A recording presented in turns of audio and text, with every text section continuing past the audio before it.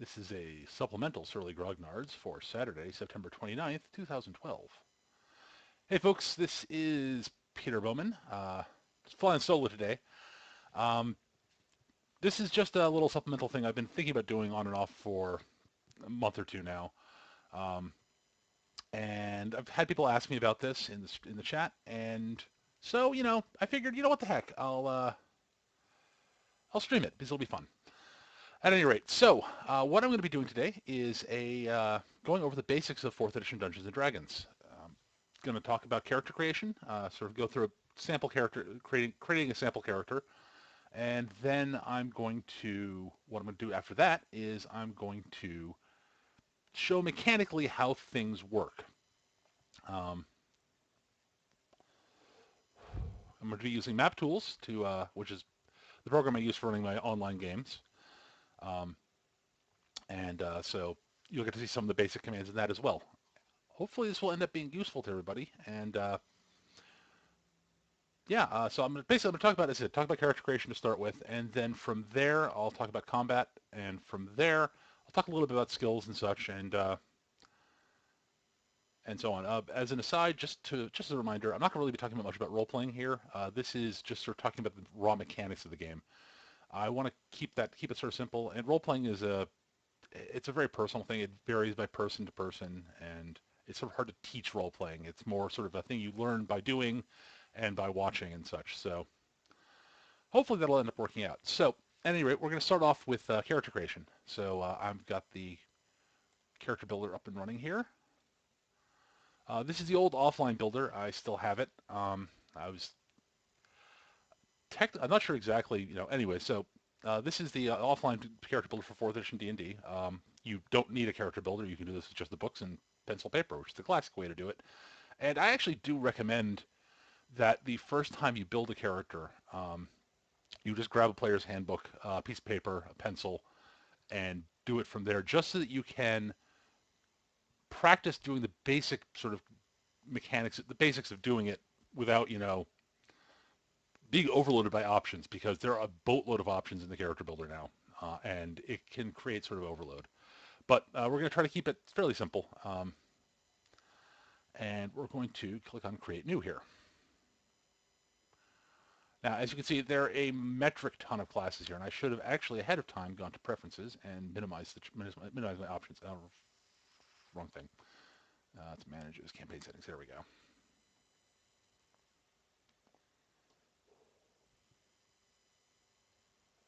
Actually, you know what? I'm not going to do that. It'll take forever, and anyways, so I'll just try to keep things fairly simple.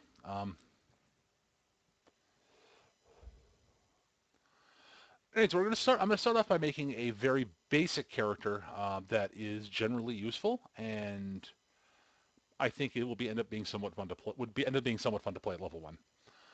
We're going to stick with just doing the basic stuff that's from the basic books for the most part. We're not going to do any of the backgrounds or themes. I'll talk about those a little bit, but anyway, we're gonna make a fighter to start off with, because prior to 4th edition, fighters were a little underpowered in my personal opinion. They didn't have quite as many interesting things to do in combat by the rules. I mean, you could always,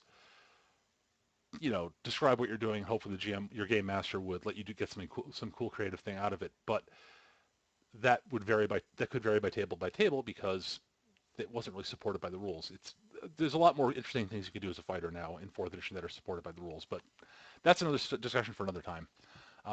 And it's not for everybody. There are people who don't like the sort of power system in 4th edition for characters like the fighter, and I don't personally agree with them, but it's not an invalid opinion. It's an opinion, so it's a matter of personal preference. But anyway, so we're going to skip by that. I really shouldn't talk about that. Anyway, so we're starting off with the fighter. Fighter is there are 4 roles in 4th edition D&D. These are describe roughly what your character does in combat. The fighter is a defender. Basically, their job is that you're tough, and what they do is they muck up the enemy's plans in melee. They basically encourage the enemy to attack them as opposed to the rest of your group. So, and they dish out pain pretty well for the most part. They do good damage, and they basically try to have different ways to make the enemy not ignore them, basically, and to make it hard for the enemy to attack people other than you. Now, they can usually only tie up one or two people at once, but you'll see what I mean later when we get to going through the character thing. The other roles are leader, like the cleric or the warlord in the basic player's handbook. In some of the other books, they're different leaders, but the leader is primarily what they do is they support the other party members. They have powers that can make their allies better in combat. It can make them harder to be hit, like so make them hard. They're more accurate. They hit harder. They are harder to be hit, and so on. And they also can heal people. Um, and so they can, and I'll explain the mechanics of that later. At any rate, basically they can heal. They basically it's classic sort of cleric thing from earlier editions of D&D. From there are what are called strikers, like the rogue or the ranger. Their job is to do damage. They usually can do something else in addition to that a little bit, but as is the case with everybody, every class has basically their primary thing, which is their actual role. Striker, which I'm going through right now, and they also have a sort of sub thing that they can do on top of that, they can do sort of supplementally. But like the rogue has some control elements. The ranger really just deals pain. Uh, at any rate, and then from there is the other striker is the warlock, which is in the basic player's handbook, which is a ranged striker that does it via magic. The paladin's the other defender. It's a divine defender. And the last role is the controller. Basically, that's the wrong one. That's the warlord. The wizard is the controller in the player's handbook, and it's a classic example of one. What controllers do is, it's a little bit harder to explain. They basically, they control. They're the ones who have the most area effect powers. They can attack multiple things at once. They have powers that make the enemy less effective in general. They can make them not unable to move or move more slowly or have fewer actions in a turn or not be able to act at all or make them easier to be hit, things like that. Basically, they're sort of in some ways almost the inverse of the leader. They, instead of making their allies better, they make the enemies worse. But we're going to start off with a dwarven fighter. Why dwarves? So I like dwarves. All right, so you choose the fighter class. Now, the first thing you have to choose is you've got a couple things here. In the character builder is the build thing. I wouldn't worry about that right now.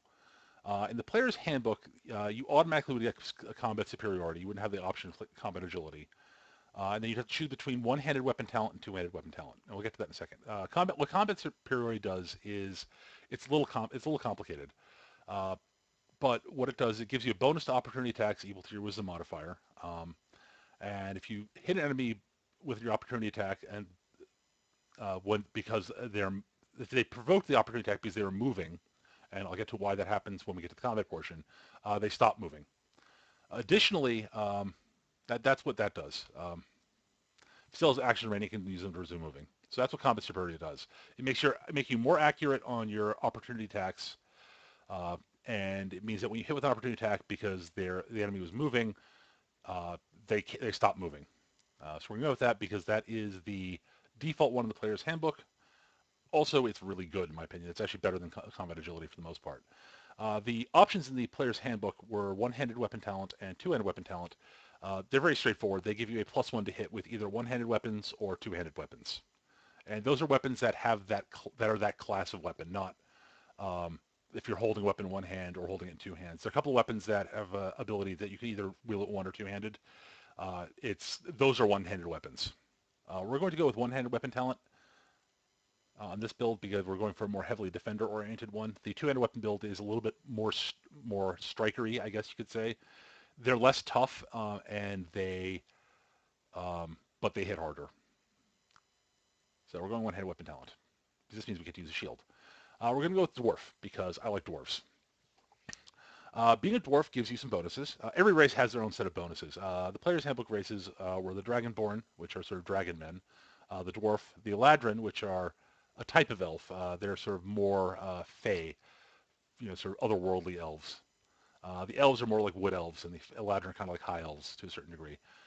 They're half elves, halflings, which if you haven't read The Hobbit or The Lord of the Rings, if you've read that, they're hobbits basically. Uh, Visually a little bit different. Humans, they're humans, and the tiefling, which are sort of they're well basically they way back in their ancestral past, their ancestors made deals with bad with the infernal realm, and they started looking vaguely demonic. They have horns and tails and sort of reddish skin. Uh, they're not actually, they're not inherently evil or anything like that because nothing is in fourth edition.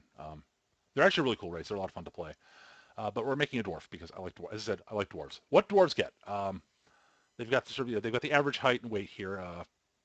4'3" to 4'9" for average height for a dwarf. 160 to 220 for average weights. Dwarves always get a +2 bonus to their Constitution stat, and then they get either +2 strength or +2 wisdom depending on what you as the player want. It'll probably be strength because we're playing a fighter. They are medium size, which means they're the same size. They are in the same size category as humans and most other races. It means they basically no bonuses or penalties or anything like that. Their speed. This is how fast they can move in a move action, which I'll get to later, which is 5 squares. Each square is 5 feet. They a little bit slower than most races on the ground. They have low light vision, so they can, if there's low light conditions, they have no penalties. Dwarves start knowing both common and dwarven languages. They get bonus of 2 to the Dungeoneering skill and a +2 bonus to endurance. Those are both skills. They have a +5 bonus, racial bonus to saving throws against poison. I'll explain how saving throws work later. They automatically are proficient in both the throwing hammer and the warhammer. That's yeah. They are not. Their speed is not reduced by wearing heavy armor. Heavy armor usually reduces your speed in combat. Dwarves are not reduced by speed, reduced by their armor. And dwarves have stand your ground. When an effect forces you to move through a pull, push, or slide, you can move 1 square less than the effect specifies. So that means if if someone's forcing you to move by either an effect that pushes, pulls, or slides them, those are keywords. You can reduce that movement by 1 square. So they're hard to force out of where they are. And if it means it's affect only 1 square, it means it doesn't affect you at all. Additionally, when someone would knock you prone, you can make a saving throw to avoid falling prone. Again, I'll explain exactly how saving throws work later in the combat section. Lastly, they have the ability as a minor action. They can use they can take their second wind, which again I'll explain when we get to the combat thing. I'll just say that's a very good thing and very handy for a defender. So we're going with dwarf. We're going with the standard dwarf racial traits because we're just doing the player's handbook 1 stuff. Click on next. All right, here's where we go into themes and backgrounds. Themes are something they introduce later, which are further expand on your character. Usually they give you bonuses as you level up and an extra power to start with. We're not doing that right now because it gets sort of complicated. Backgrounds basically are they're sort of a background note about your character. They usually give you some small bonuses to skills or something. Again, we're not going to touch on this right now. If you want to read up on that, they started covering that in the Player's Handbook 2. But we're not going to cover those right now. They're both very useful, and I like them a lot, and they're good additions to the game, but I'm trying to keep this simple for the moment. All right, ability scores. Let's back up here and try that again. There we go. All right, so in 4th edition, the default assumption when you're building a character is that you are using the point buy system. There is you can roll dice if you want to, etc. But we're going to go with the basic assumption, which is, well, they actually list them right here. Auto pick, which will assign these stats to your primary abilities according to the chosen class and class build. You could roll the dice, which rolls 4 dice and keeps the best 3s for each score. And then you can, but that's not the general assumption. Or you can use a standard array, which is 16, you get a 16, a 14, a 13, a 12, an 11, or 10, that you can arrange as you like in your stats. Now, both the auto pick and the array can be done with the points you have available as when you're building your character. They're both legal point buy setups. We're not going to use those right now. We're going to go with building our stats on our own. All right, so you start off with 10s in every stat and 8 in one of your stats. And you can juggle these around as you see fit. We're going to move the 8 down to charisma for the moment. We may move it somewhere else later, but for the moment, We don't want to start with an 8 in strength. So this is what your stat is base. This is modified by your racial abilities. All right, we're going to go with strength as our strength bonus because fighters use strength. That's their main stat, and I'll explain. You'll see as we go along why. All right, so we're going to start off by putting. Okay, so you can start off with 22 points. For every point you raising a stat up from its base until you hit to 12 points, it costs you 1 point per point. So buying from 10 to 11 would be 11. Buying from 10 to 10 to so up. Sorry, it's up until 12. From 10 to 11 is 1 point. From 11 to buying up to 12 would be 2 points. Up to 13 would be 3 points. Then from buying up to 14 or 15 costs you 2 points per point. So that would be so it's 3 points to get up to 13. It'd be 5 points to get to 14 and 6 points to get to 15. From there, 16 would cost you 3 more points, and then 17 and 18. Oh, sorry, it's buying up to 16. My bad. It's 2 points per point up to 16, and then buying from 16 to 17 is 3 points, and buying from 17 to 18 is 4 points. You cannot buy above this to 18 to start off with. Let me get something right here. Hold on. All right. So we're going to start off with a. We can click it by one here, or I think. Oh, we can. Yes, we can edit over here, but we're going to. Oh, we're going to start with a 16 in strength, giving us an 18. My general rule of thumb is you want at least an 18 after after you apply your racial stat at level 1. That you can start lower, but in your primary stat, which is what drives your attacks, for combat, you really want to have at least an 18, in my opinion, when you're starting out. There are good arguments for going up to an 18 before you apply your racial bonus. And if you're a race that doesn't have a bonus in your primary stat, you'll want to go to 18. Starting at 16 is playable. I just find it works a little bit better at 18. The big thing is that for every 2 points you have in your stat above 10, you get +1 with anything related to that stat. It's +1 to your rolls. So it's effectively only a 5% increase, but the 5% increase actually matters a fair bit as you go. At any rate, so we're going to have to starting at 18 here. All right. Wisdom is also very important for fighters, as we said. So we're going to want at least a 14 there. From there, we're going to want some points in Constitution because Constitution determines how tough you are as a fighter. So we could go up to, say, 14, which gives us a 16 in Constitution. This is not necessarily my preferred way to do it, but I think we're going to make a tough as nailed, hard to take out fighter. So we're going to go with 16 in Constitution. We have 3 points left now, as you'll see. I'm going to drop those into Dexterity because Dexterity is a useful is useful. It modifies several things. Basically, I'll show you when we go along later. Actually, I'll cover that now. Basically, Strength modifies your basic attacks in melee. You get your Strength ability modifier to hit and to damage with basic melee attacks. And it modifies 1 or 2 skills. I think it's only 1, but that's what it does. Constitution determines how many healing surges you start with, which I'll go into later, and helps determine how many hit points you start the game with. Start out with.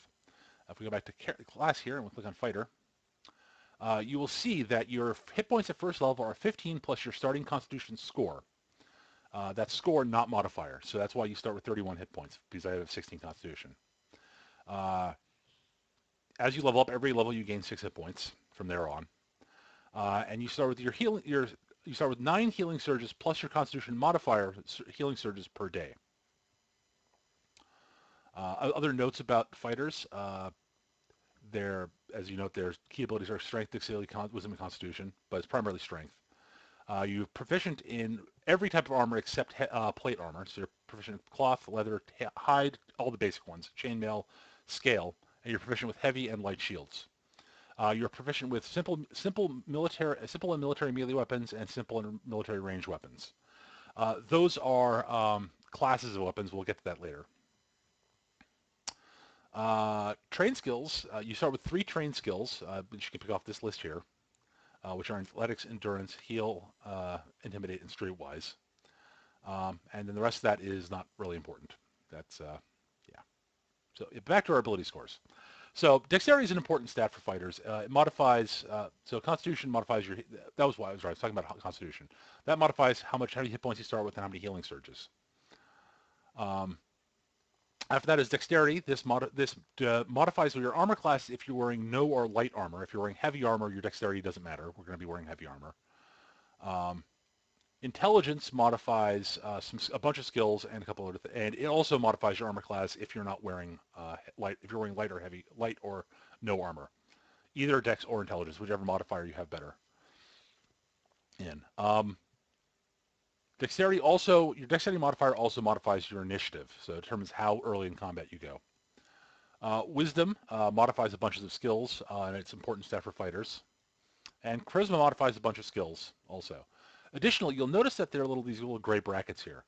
This is because you have these 3 defenses here. You've got 4 defenses: armor class, fortitude defense, reflex defense, and willpower defense.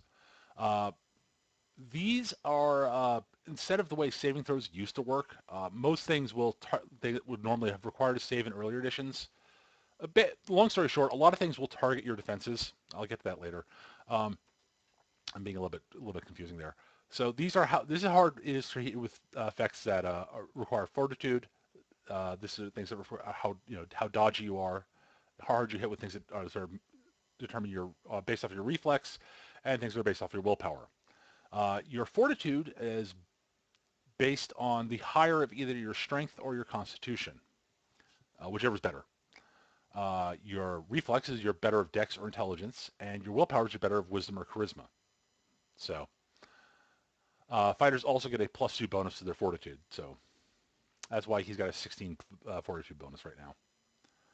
So we've chosen our stats. We now have an 18, after our modifiers for being a dwarf, we have an 18 in strength, a 16 in constitution, 13 in dexterity, 10 in intelligence, 14 in wisdom, and 8 in charisma.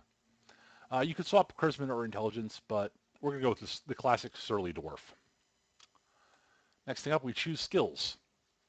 All right. As a general rule of thumb, as you'll note, dwarves get the +2 bonus to dungeoneering and endurance. So these are the skills. The ones here that are in black are the ones you can choose because you're a fighter.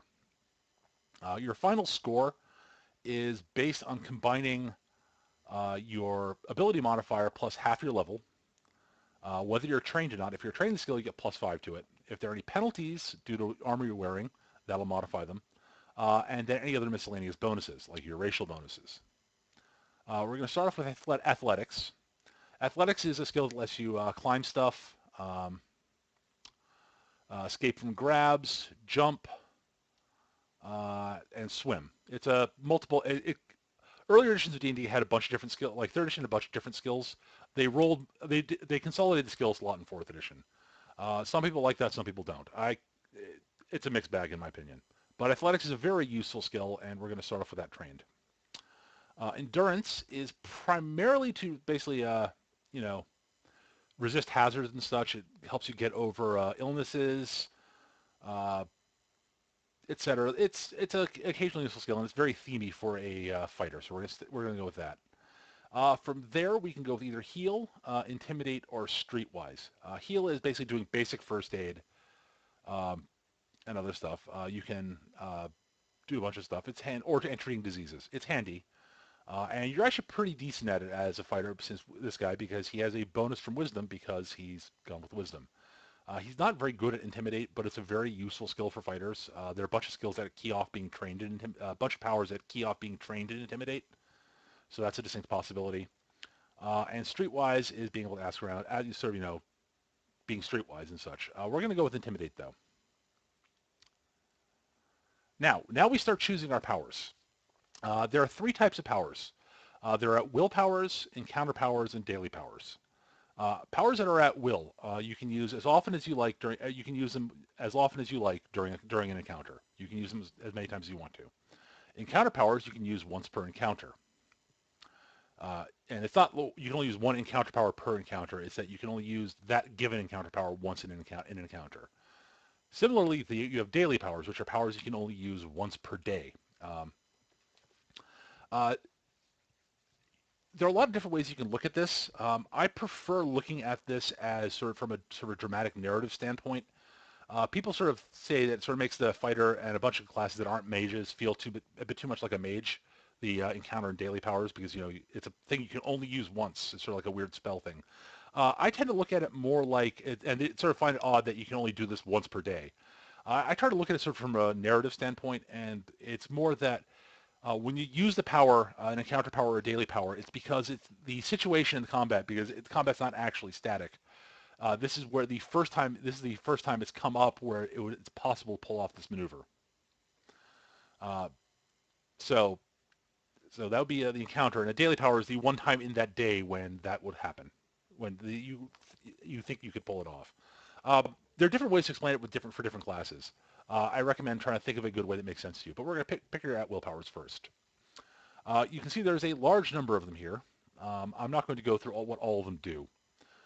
But you choose two of them most characters will choose at level 1. You'll choose 2 at will powers, 1 encounter power, and 1 daily power. So as a fighter, we're going to choose 2 at will powers. I'm going to start off with Tide of Iron, which is a power that strength versus AC. All fighter powers that are attack powers are based on strength. Um, so it's strength versus armor class. You must be using a shield. This character we're planning on using a shield, so that's why. You do one weapon modifier, and I'll explain what that is later. So you do the base damage of your weapon, one die of that, one version of that die, what the weapon does. I'll explain it later. Plus your strength modifier damage, and you can push the target 1 square if it is no larger than one size bigger. So if it's not significantly larger than you are, you can push it. Then you may shift 1 square into the space that the target left. So you can knock them back and follow them, basically, which is a kind of a cool power, and it's a lot of fun. And from there, I think we're going to choose something else. So we've got a nice maneuver power there, and I think we're going to go with Cleave, because it's a classic power. It's not one of the best fighter powers, but there are a bunch of things that you can do, fun things you can do with it. But I'm not going into crazy build stuff right now. I'm just doing the basics. There are a bunch of other things, like Brash Strike, which is more accurate, but it makes you easier to hit. Cleave, which is what we're taking, you do damage to the target if you hit, and do a little bit of more damage to another enemy who is adjacent to you. So basically, you swing through the enemy, the bad guy, and hit someone else for a little bit of damage. Crushing Surge has it looks like it's a basic attack, but it's got the invigorating keyword, which means there are a bunch of powers of keywords up here. Invigorating means that when you hit with it, if you are trained in endurance, you gain some temporary hit points equal to your Constitution modifier. That's actually not a bad thing. I might want to consider that. We'll consider that instead of Cleave, possibly. Dual Strike, you have to be willing to melee weapons. You attack with 2 weapons. Footwork Lure, it's sort of the inverse of Tide of Iron. Instead of pushing the enemy, you shift away and pull the enemy into the square you left. If you want to do sort of push me pull, if you want to have a lot of maneuver options, that's actually kind of a cool combo to have both Tide of Iron and Footwork Lure. Grappling Strike, you have to have a hand free, so nothing in one hand, so you can grab them. Knockdown Assault will knock them prone. Reaping Strike, you basically, it means you get to do some damage even if you miss.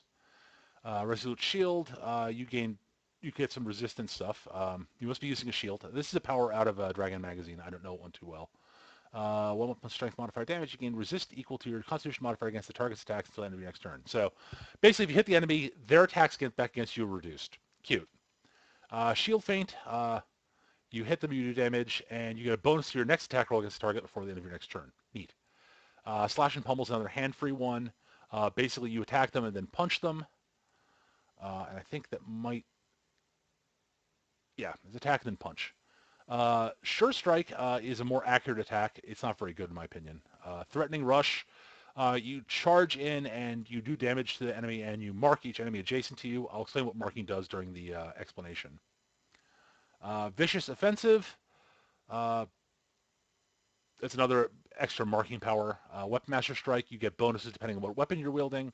And Wicked Strike, you must be wielding a two-handed weapon. You have a penalty of 2 to hit, and you do extra damage based on your Constitution modifier. You can use this power in place of a melee basic attack. I don't like this one because uh, it has an attack penalty, and that generally isn't worth the bonus damage. But we're going to go with, I think we're going to go with Crushing Surge, going with that tough fighter thing. So that means that instead of pushing them, I can hit them and gain a few temporary hit points equal to my Constitution modifier because it's an invigorating attack, and I'm trained in endurance. All right, then we choose an encounter power. There are a bunch of them here. I'm not going to go through what all of them do. I like Hack and Hew. It allows you to attack you attack one enemy, and then after you hit them, as an effect, actually, I'll go through what that means. Actually, I'm going to go through a bit of what this means. This basically there are a bunch of things up here. It's an encounter power, so you can only use it once per encounter. It's invigorating, which means like the Crushing Surge, if you hit with it, you gain 10 hit points. It's a martial power, which means it has a martial keyword. There are things that key off that. We're not going to go into that. And it's a weapon power, which means it requires you to have a weapon. It uses a standard action, which means you use a standard action, which I'll go into when we go to the combat portion. And it has a range of melee weapons. So it means that in order to attack someone, it has to be in range of the weapon you're using. So if your weapon has reach, you can attack them from far away. But if it doesn't, you have to be adjacent. Primary attack, it uses strength versus armor class. It does one weapon plus strength modifier damage. Then it has a little thing called effect. This means this happens no matter what happens with this attack here, the main primary attack. The effect is you make a secondary attack. The secondary target is one creature other than the primary target, which has to be a legal target. So you get to attack 2 people with this power. The secondary attack is strength versus armor class, and it does one weapon plus strength modifier damage. I'm going to take this because that's very handy. Actually, I'll go back to that later. Bristol, so there are a bunch of daily powers here. Again, they're all very handy and useful. I could go. The two I'm thinking about for this are either Comeback Strike, which basically has the special keyword reliable. A reliable power means that if you miss all targets with the power, you don't expend the power. You can use it again later. That's very handy. It only shows up on daily powers for the most part. This one, if you hit, you do damage and can spend a healing surge healing yourself, basically. So that's kind of handy. It sort of gives you a second sort of a, catch your breath, feel a bit better. The other one is Driving Attack, which basically attacks the same target twice and knocks them prone, which is kind of cool. Specifically what it does is if you hit with the primary attack, you do 2 weapon plus strength modifier damage, which is more damage. I'll explain what that means later. You push them one target square and then can shift 1 square. So basically it's Tide of Iron but hits harder. And if you hit, you can then make another attack, strength, which is their fortitude defense, doing another 1 weapon plus strength modifier damage, and you push the target 2 squares and knock them prone. And if you miss, you do half damage and push the target 1 square. That's if you miss with the primary. It's not applying to the secondary. We've got enough. We generate 10 hit points on 2 of our will and our encounter. So I'm going to take Driving Attack because I like that power. And we're done choosing powers for level 1. Now we have to choose a feat. Feats are basically little things that modify your character, little things that are special about your character. There are a lot of different feats. I'm going to choose something very basic and handy. I'm going to choose, let's see. I'm going to choose Axe Expertise. There are a lot of feats. Just read through them, what they do, see what they do. This is from the Essentials books, but it's very handy. There are what are called expertise feats that give you bonuses. Axe Expertise basically gives me +1 to hit with a feat, +1 feat bonus to weapon attacks I make with an axe. This guy's going to use an axe. This bonus increases later. It increases +2 to hit at 11th level and +3 at 21st level. This is one of the newer expertise feats, which is very handy. They've got an additional little effect to them. Also, when rolling damage for a weapon attack you make with an axe, you can reroll 1 damage die that results in a 1, but you must use the second result. So that's actually kind of handy. All right, from there we buy equipment. All right, so you start off with 100 gold at level 1. And the first thing we're going to do is we're going to buy a weapon. We know how to use axe. We are special. This character is better at using one-handed axes. So the one-handed axe, there are a bunch of one-handed axes here. We're going to go with the classic Dwarven battle axe because battle axes are cool. The battle axe does 1d10 damage. Okay, this is where the weapon thing comes in. So when you see the little thing that says in brackets W, that means that's weapon. So a battle axe does 1d10 damage as its weapon damage. So for every W that you have that the weapon does, you roll 1d10. There are some weapons, like the Maul, which I'll show you down here, which we're not using. Its damage is 2 die 6. So for every weapon, you roll 2 die 6. So if a weapon does 2 weapon damage and you're using a Maul, you'd roll 4 die 6. As opposed to the Axe, which we're using here, which you roll 2 die 10 for 2 weapon. Maul's a two-handed weapon, which is we're not using, and it's a hammer. But let's go back to the Battle Axe here. Here we go, Battle Axe. So Battle Axes, here we go. It's a military melee weapon, so we're proficient in it. It's a proficiency bonus of +2. This is a modifier that basically your proficiency bonus. If you're proficient in the weapon you're using, you add the proficiency bonus of the weapon to your to attack roll. So it's +2 to hit if you're proficient in it. Sword, a bunch of their weapons that have there are a few weapons that have +3. They're more accurate, but they tend to do less damage. Costs 15 gold pieces. It weighs 6 pounds, and it has the versatile feat, the versatile property, which means you can use either one-handed or two-handed. If you're using it two-handed, you do an additional 1 point of damage when you roll damage for the weapon. But we're probably going to be using this one-handed. So buy a battle axe. There we go. And the character builder put it directly into our main hand for us. How nice of it. Okay, we can't afford magic armor or anything like that, so we're going to go right to buying armor. We're a fighter. We want to be hard to hit and tough, so we're going to buy the heaviest armor possible. We are not proficient in plate armor, so we're going to buy scale armor. You can buy proficiency in plate armor if you'd like, but scale armor is good. So scale armor gives you a bonus of 7 to your armor class. It weighs 45 pounds, costs 45 gold, gives you -1 to your speed. Fortunately, we're a dwarf, so it doesn't slow us down. It's heavy armor, so we don't add our dex modifier to our armor class. And other heavy armor, like chainmail and plate armor, give you penalties to a bunch of different skill rolls. The nice thing about scale is it doesn't have any skill penalties, which is very handy. We're then going to buy a heavy shield. A heavy shield gives us +2 to our armor class. We can't use the hand it's on, that's fine. And it gives us a armor check penalty of -2 on a bunch of stuff. It costs 15 gold and weighs 10 pounds. We're very strong, so we can carry all this easily. We now have 30 gold pieces left. That's also a very valid point. Mexrich points out it gives you a bonus to your armor class and to your reflex defense because you can there to block stuff, which is very handy. Okay, we're gonna buy a little bit of adventuring gear. We're gonna buy the adventurer's kit. This carries a bunch of useful stuff. It basically consolidates a bunch of stuff you could buy individually, which is a backpack, a bedroll, flint and steel, a belt pouch, 2 sun rods, which are basically super torches, 10 days worth of trail rations, 50 feet of hemp rope, and a water skin. It's a very handy. It's a nice little simple collection of stuff that you could buy normally, or you could buy the stuff individually. We're just going to buy the adventurer's kit. All right, we have 15 gold left. I'm going to buy one more additional weapon. I'm going to buy a couple of throwing axes, I think, if I can afford it, so that we have a couple of weapons we can throw in case we, can't get into melee easily. Weapons. All right. We're going to go with axes again. The throwing axe because we're better with axes than we are with. Sorry, it's not the throwing axe. It's the hand axe.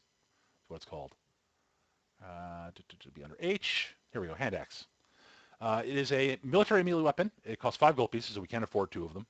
It does D6 damage, +2 to hit. It's +2 proficiency. Its short range is 5 squares. Its long range is 10. They weigh 3 pounds. They're offhand, so you can use them effectively in your offhand if you have powers that use your offhand. I'll get to that later. Dual wielding works differently in this game, but anyways. It has the heavy thrown property, which means you can actually throw it, unlike your battle axe. That's why it has a range category. And it's heavy. There are 2 types of thrown. Most range weapons use dexterity for your to hit and damage. Heavy thrown weapons use your strength instead. So that's the other good reason to go with this as a fighter. So we're going to buy a couple of hand axes. We can afford one more, but I'd like to hang on to a little bit of money for traveling expenses. We could buy a climber's kit, but I think we'll want to save 5 gold. And from there, we're basically done with our level 1 character. I'm just going to choose a random name here. Sure. Make a male. His name is Rangrim. You choose your alignment. They've cut a few alignments out. You can choose basically good, evil, lawful good, which is basically a more restrictive form of good. Chaotic evil, which is even more wacky and evil. I'm not going to go into alignments right now because I just don't want to talk about it. Or unaligned. You could read up about them in the book. We're going to make him good because good is fun. You can choose your deity, how tall you are, your weight, and your age, and you're done. I'm going to bring up the character sheet here. This has a nice little character sheet thing. It'll take a little while. There we go. And let me just adjust the these will fit into the window here properly. There we go. And it has all our stats sort of brought together very nicely here. Let me just customize this so we can actually see these here.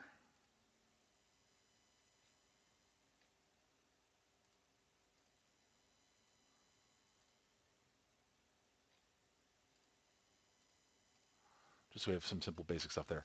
All right, so we got our stats here, our max hit points, our bloodied value.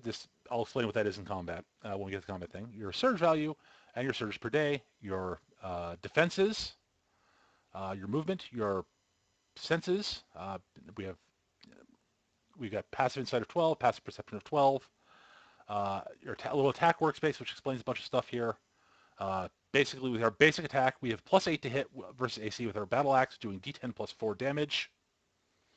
One of the abilities I forgot to describe about the fighter, which I forgot to get to, I just noticed this, is combat challenge. This is actually the cornerstone ability of the fighter, and I forgot to mention this. When you attack an enemy, whenever you make an attack roll against an enemy, you mark them. What marked means is that they have a penalty of a -2 penalty to hit anybody who is on any attack that does not include you. If they are adjacent to you as a fighter, that's just a standard mark rule. So you mark them, and that mark lasts until the end of your next turn, I believe. Yes. Mark lasts until the end of your next turn, or if someone else marks them. So a monster can't be marked by multiple people. They get -2 to their attack rolls, not including you. If they are adjacent to you and they either shift, which I'll explain what that is in combat, or attack someone other that makes an attack that doesn't include you, you may make a melee basic attack against them as a free action. So you get to whack them and say, no, bad guy. And that covers the things that's the one power I missed. That's the big power of the fighter, is that basically when he attacks someone, it's hard for, it basically means it's an incentive for them not to go off and attack someone else. You can sort of look at it. One way you could look at it is that you're basically proving to them that you are a serious threat and they can't ignore you.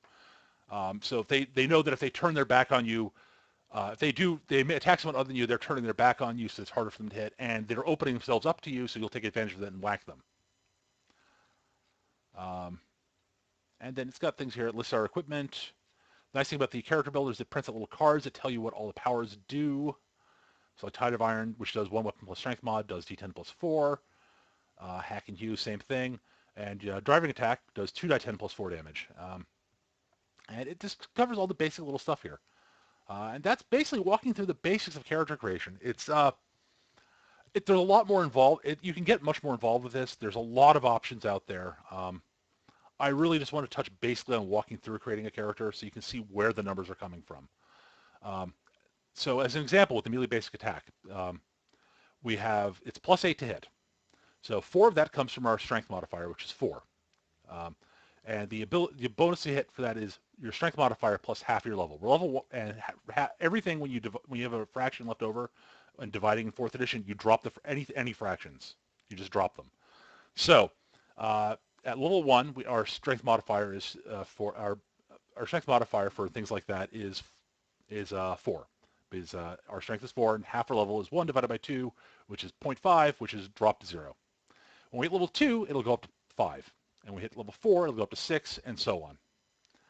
We have +2 from our proficiency bonus because axe is a +2 to hit built in, and we're proficient in it. We get +1 from our axe expertise feat, and we have +1 because of one-handed weapon talent, and it's a one-handed axe. So that's why we have +8 to hit. Same thing with the hand axe, but it's the same things. Damage, base weapon damage is D10, and we add our flat strength modifier, our strength modifier not modified by level, because damage doesn't go up level, just accuracy. And D10 plus 4. So that's why we do D10 plus 4. Our skills, we've got -1 in acrobatics because we have our dex is 1, so that's the base. We're not trained in it, and we're using a heavy shield. So where we're using our shield, we have -2 to our acrobatics roll, and therefore we have a -1 to the roll. Arcana is +0. Athletics is 7 because strength plus half level is 4. We're training it, so it's +5, -2 because of the shield. If we put the shield away, we're going to go up to 9, and so on. You can sort of see the numbers here. That's how all those work. And that covers the very basics of character creation. I mean, there is more involved. I mean, there is more to it. There are more options, and some classes are more complicated to build than others. And there's more to it after character creation, which we're not going to touch on right now. I'm just covering the very basics of creating a character and getting going. And so that is creating Rangrim. I'm going to leave this up just so we have some sample numbers if I need to refer back. All right, so we're going to move from there into the basics of combat and mechanics. And we have a map because map tools. And I've got a few character little models on here. I've got a little dwarven fighter. Actually, let me get some. I want to enter some numbers here. So 31, just so his picture comes up. So let's say 24 and 24. And I'm not trying to give it a sort of real example of everything that's going on here, but so you can see dwarven fighter. And let's take a look at an orc here. I forgot to punch this number, and that's my bad. But I've got my monster manual right here, so I can look it up very quickly.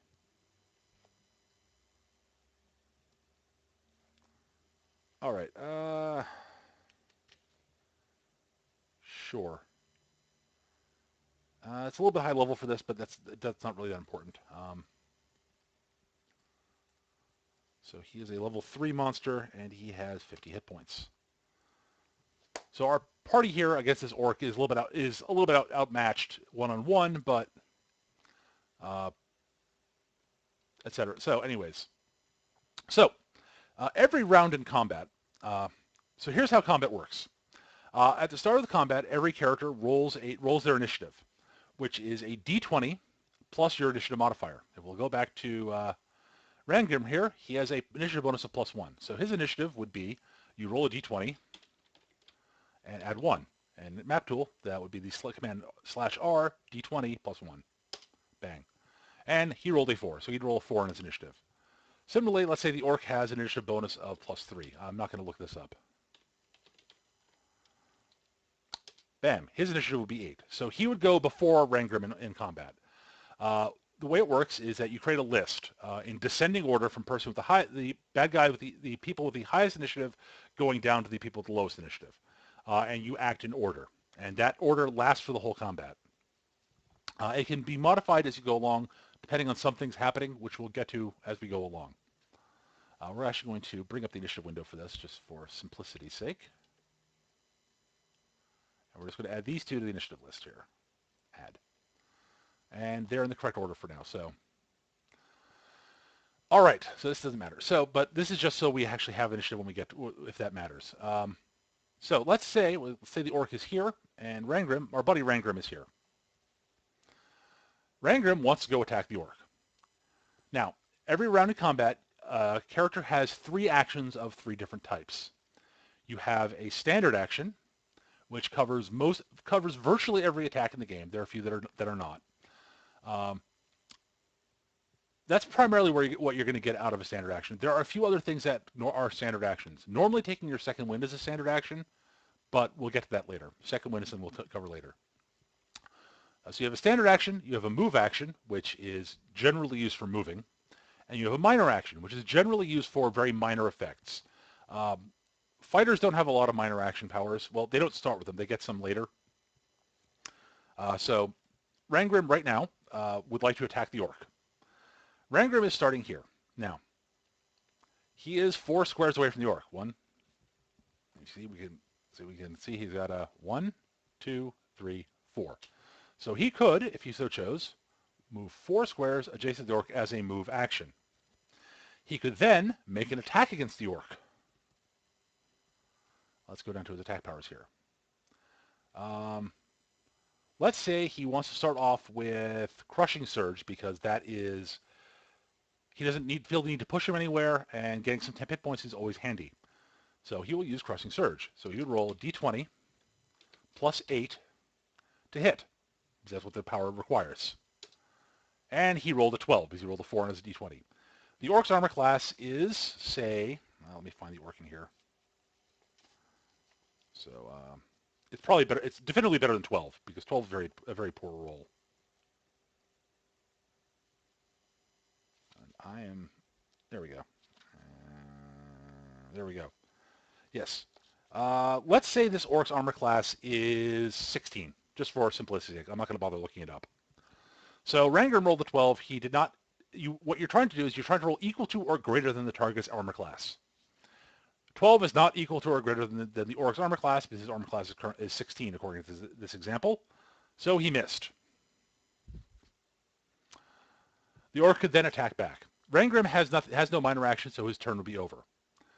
The Orc could then use his ability to attack Rangram back, and so on. Let's say we go into next round, and Rangram attacks again. Oops, sorry, there we go. Rangram does not need to move this turn. So instead, he will just roll d20 plus 8 again.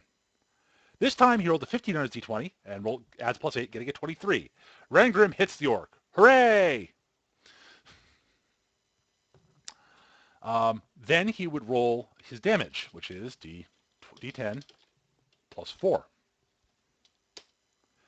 He would do 5 damage. However, he has axe expertise, which, as we mentioned before, allows him to reroll any ones on his reroll one any die that comes with 1 in his damage roll, any 1 die. So if he rolls multiple dice, he only gets to reroll 1 of his ones. He rolls multiple, but he can reroll 1 of them. So he's going to redo that, and instead he does 9 damage. And that's how you deal. So that's how you track. The basics of that. Very simple, very straightforward. Important notes here. And he would gain temporary hit points equal to his Constitution modifier. So he would gain 3 temporary hit points. An important note: you lose your temporary hit points are hit points that don't last, aren't actual permanent hit points. They go away at the end of an encounter, and they are the first hit points lost, and they don't count as actual hit points. I'll explain how the subtleties of that in a moment. Here's the thing. The other important note is that they don't stack. So if I have temporary hit points, so let's say the Orc hits him for 2 damage, leaving Rangram with 1 hit point, 1 temporary hit point, and his full hit points. If Rangram were to generate 3 temporary hit points again, he would not add the 3 to the 1. He would replace the 1. When you gain a new source of temporary hit points, if it's higher than the amount of temporary hit points you currently have, then it replaces that number. If it's lower, then you don't gain it. They don't add up as they go along. So that's the basic of, and when he attacked the Orc, he would mark him. So the Orc is marked. I will give him a little halo here so you can notice. Nice green. Oh, green's not going to stand out on this map. Duh. Nice blue halo. There we go. That's not that bright. Let's go halo. Something stands out. Red? Red. There we go. That stands out pretty well. All right, so he is marked by Rangram. That means if he attacks Rangram, if he attacks anyone but Rangram, he has the things we mentioned. All right. So that's the basics of that. Another thing you can do, let's say Rangram was 6 squares away from the Orc. He can't actually move and attack the Orc. He can move 5 squares and he'd be 1 square away. Very sad. What he could do, however, is move 1 square to get closer and perform what's called a charge. A charge is a standard action that you move your speed, up to your speed, to an enemy. Each square that you move must take you closer to the enemy. So this would be a legal charge. He could basically move down to here because that's still closer to the enemy, and that's closer and that's closer. So as long as every move you do gets you closer, you don't have to move in a straight line. So he charges 5 squares and makes a melee basic attack as part of that action at the end of the movement, and he gets +1 to hit on the charge. However, the drawback to charging is it ends your turn. You do not get to take any other actions on your turn. So if there's anything else you wanted to do, you don't get to do it. There is one exception to this, but we'll get to that later. There are a couple of exceptions to this, but we'll get to that later. There are a couple other things you can always do in combat in terms of movement. You can shift. I'll explain why shifting matters. So let's say the Orc, even if he wasn't marked by Rangram, let's say Rangram wants to move away from the Orc for some reason, and he wants to move back to here. Every character threatens all the squares adjacent to them. So basically the squares around them. if you move out, if you leave a square that is threatened by an enemy and they have a melee attack, they may make an opportunity attack against you as an opportunity action. I'll get to what that means in a moment. Um, and they do that before you actually make the move. So you say, I'm going to move to there. So he makes his opportunity attack. The orc gets to make his opportunity attack and smack Rangrim if you want to move away like that before he left. However, that matters because anyway. So instead, there's a action that you can a move action you can do called shifting. Any character may shift one square as a move action. Shifting allows you to move one square and not provoke opportunity attacks based on movement. So Rangrim could, if he wanted to leave adjacent to the orc, shift one square and be there. Or let's say he wanted to shift over here for some reason. For instance, let's say his buddy, the halfling rogue, is standing there. And I'll explain why this is good in a moment. Rangrim decides he wants to shift to the square opposite the orc to help his buddy out. This situation here is what's called flanking. When you are flanking somebody, you're flanking the target, which means that you and your ally are directly opposite each other around the monster, the target. You and ally are. You both get when you make an attack when an ally is standing directly opposite you on a monster, the monster grants you combat advantage. Combat advantage means that you get +2 on a melee attack roll, +2 on your attack roll, and anything else that triggers off combat advantage would come up. In the case of a rogue, rogues get what's an ability called sneak attack. I'm not going into too much details right now, but sneak attack is bonus damage they get to do when they attack someone who's granting them combat advantage. But we're not going to go into too much details on this right now. We're just going for the basics of combat. So Rangrim can shift to there to get combat advantage, and assuming the orc does not move away before his halfling buddy goes, his halfling buddy would also get combat advantage. Another option, let's move the halfling away from here for a moment, for Rangrim, if he was over here and didn't want to charge the orc for some reason, he could move to there, and he was staying back here, and he's 6 squares away. He could move to there, and he could instead use his hand axe to throw it at the orc. The hand axe has a range bracket of 5, 6. So 1, 2, 3, 4. He'd actually have to move to here. He would be in range 5, which means he have no penalties to hit, and he could throw his hand axe at him. If he's outside of 5 squares, he'd be at long range and have a -2 to his attack roll. Fairly simple and straightforward. Note, fighters mark people when they attack them, so you don't have to hit, and it doesn't have to be a melee attack. So if he actually were to throw his axe at the orc, he would mark the orc. And the orc would have a -2 penalty to an attack roll that does not include Rangrim. Let me get rid of the halo here. We don't need it. All right. So that covers. So yeah, that's range attacks like the human archer here, who would have a longbow, could make attacks on the orc. Also, longbows have longer range and are based on dex, but that's all stuff that's covered in the books. I'm just covering the basic mechanical things in the game. All right, so from here, we're going to go into some other action types that are of important note. I meant to cover the 3 basics: standard, move, and minor. Once per round. So basically, combat is broken up into rounds and turns. A round is one trip through the entire initiative order. Let's add these 2 to the initiative list for this reason. Add to initiative. And let's go to bring the initiative window back up. So a round would be when we start with the orc and we go through everybody's initiative, and at the end of that, it would reset back to the orc, and there'd be a whole new round. Similarly, so that's a full round for the orc. For the dwarf, for our friend Rangrim, the dwarven fighter, a full round would be starting from his turn and then wrapping back around to him. There are things that you can do only once per round. Specifically, there are what are called immediate actions. There are 2 types: immediate interrupt and immediate reaction. I'll explain the differences between those in a second. In immediate action, you only get 1 immediate action per round. So if Rangrim was to use his immediate action, say the orc was going after Rangrim, and he wanted to use immediate action to deal with the orc, because of something the orc does, an immediate interrupt. He could do that then. However, if something else went after that that would trigger an immediate action, he could not do it because he's used his one immediate action per round.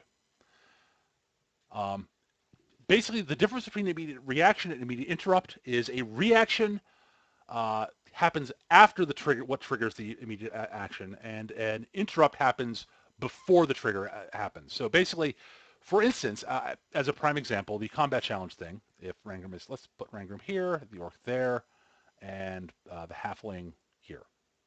Let's put the archer over here. Let's say the orc is marked by Rangram. Let's mark him again. Let's say the orc is marked by Rangram, but he decides he doesn't want to attack Rangram. He'd rather crush the squishy little halfling. So he ignores Rangram's mark, and he declares he is attacking the halfling. Now, if we go back to Rangram's character sheet, here we go. Actually, I think in better detail on here.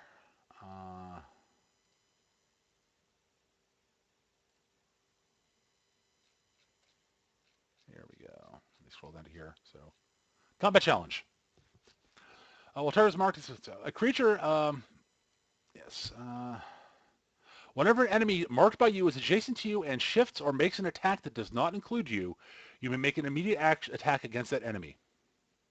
That's an immediate interrupt. So what that means is, when he declares that he is attacking the halfling, as an interrupt, Rangram can smack him, which means that he makes his attack roll before the orc does. And if he hits and does damage, then the orc takes the damage before he attacks the halfling.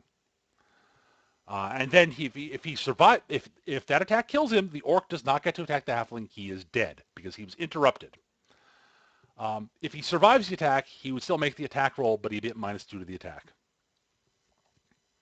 Similarly, if the halfling's over here and the orc wants to shift, if the halfling's here and the orc wants to shift to attack the halfling, and again, combat challenge triggers when that situation, he would shift and Rangram would get to attack the orc before the orc could actually leave the square. And if the damage killed the orc, too bad. However, if this was a situation, let's say there are two orcs adjacent to Rangram, and they are both marked. And let's say our halfling is right here. This orc decides, I'm going to ignore Rangram and attack the halfling. Rangram could then use an immediate interrupt to attack the orc. And the orc would, and if he killed, and if he hits and kills him, the orc does not get to attack the halfling. However, if this orc decides, well, screw this, I'm going to shift to here and attack the halfling, Rangram can't actually do anything because he's already used his immediate interrupt on the first attack. So therefore, as I said, you only get one immediate action per round. Now, immediate action per round. Let's see. Let's get rid of the halo here. Then there are what are called opportunity attacks.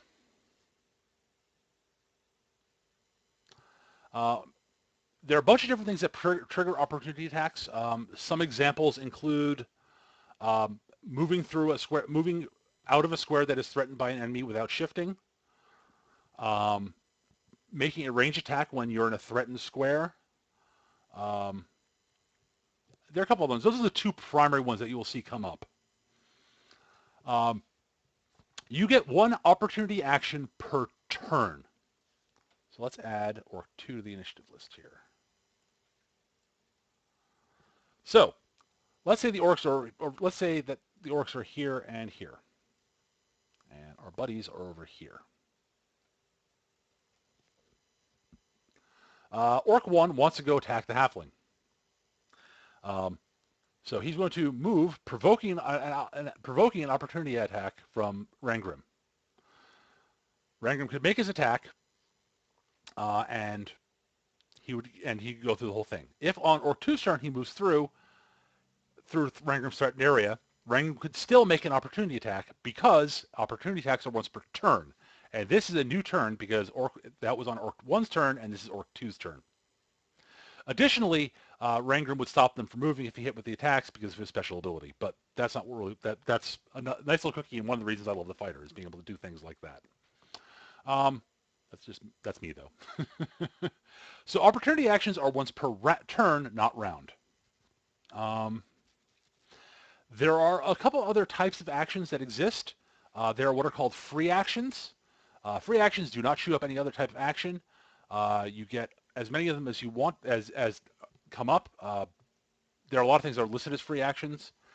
Talking is a free action, for instance. You can talk as much as you like to in combat. And a bunch of other stuff.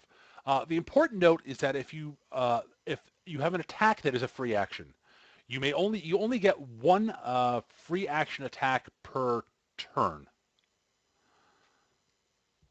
So if you make an attack that is a free action on a turn, you cannot make another free action attack that turn. You can make other attacks, but not ones that require free actions. I forgot one important note about immediate and opportunity actions, which I'm going to cover now, which is you may not make an immediate action or an opportunity action on your own turn. And that applies to monsters too.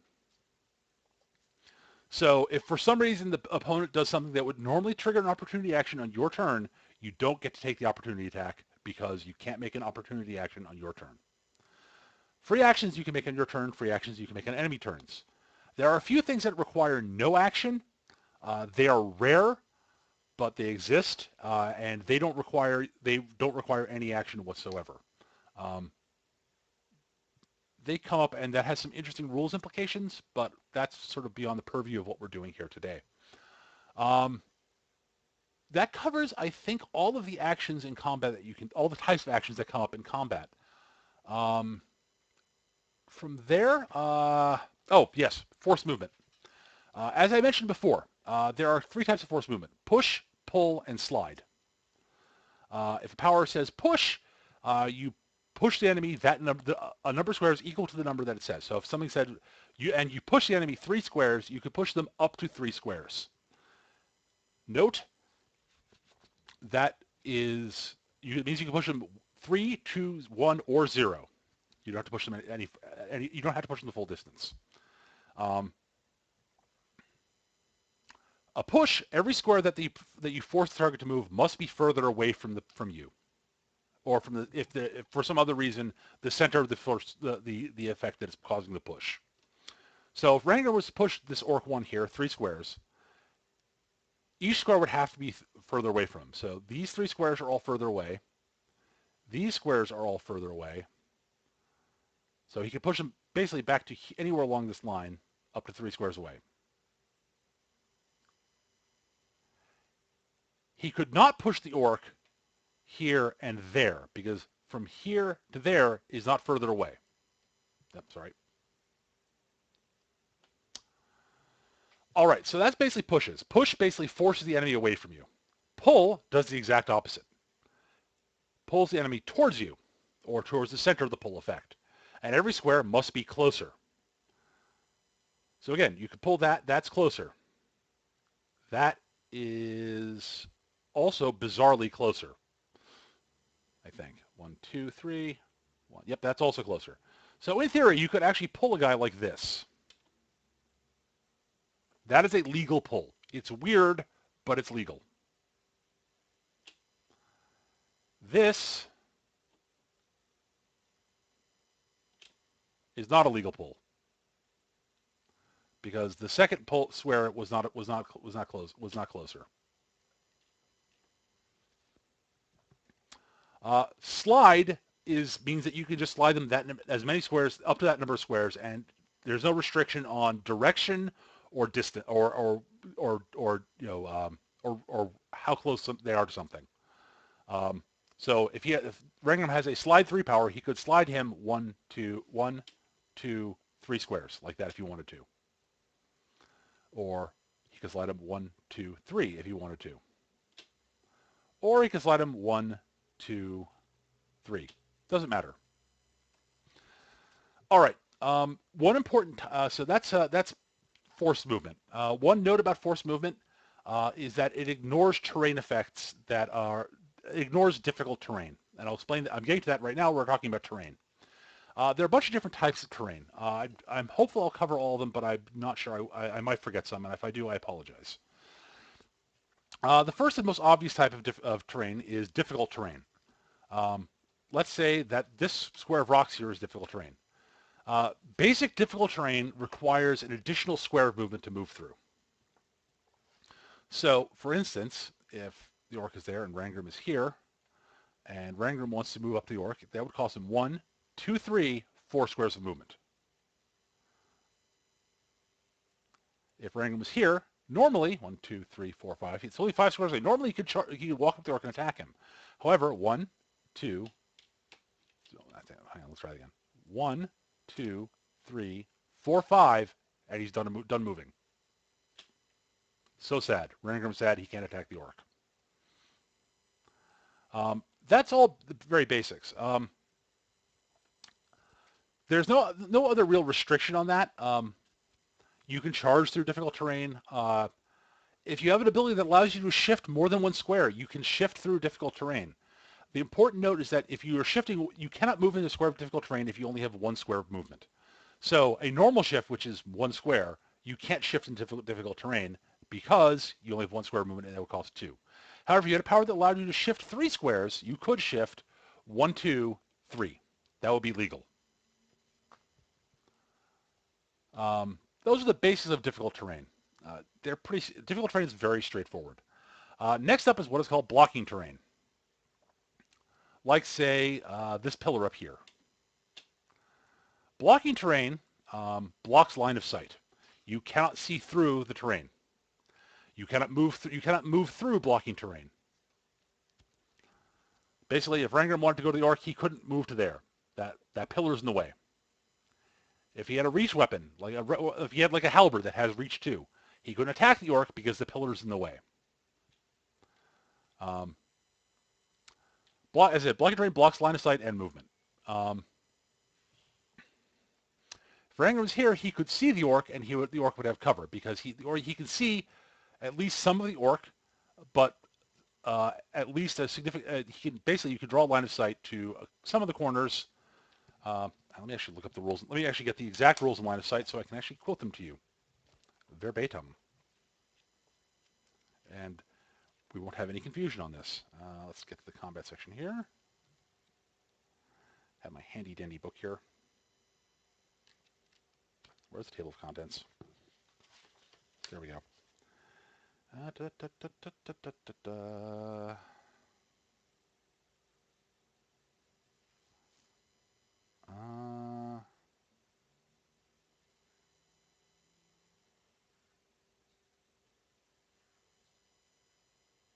All right, so let's go to 23 or so.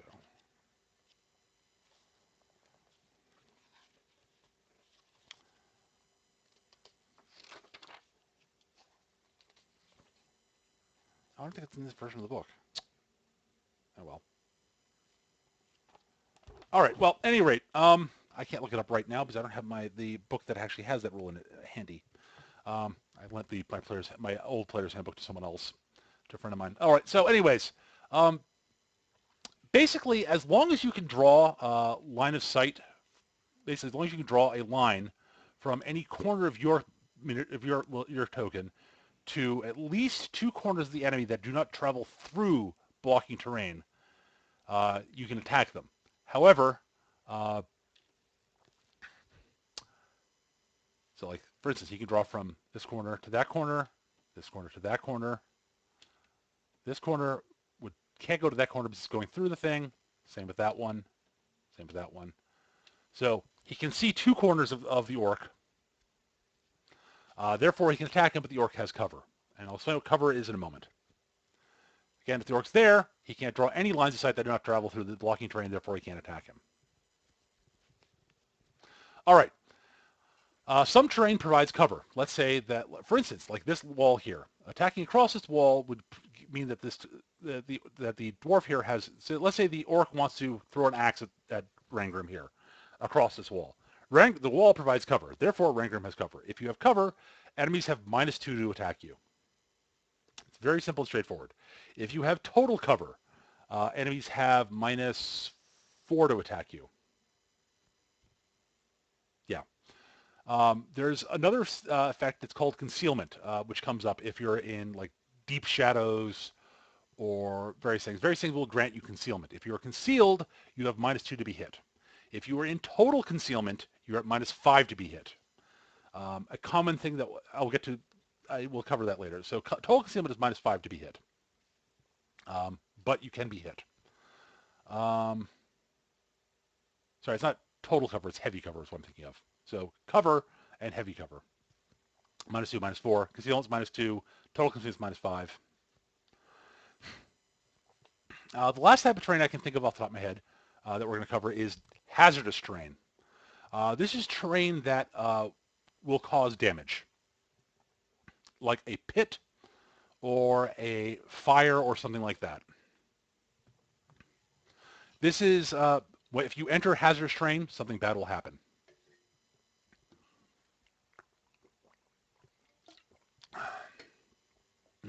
Excuse me. Hang on a second.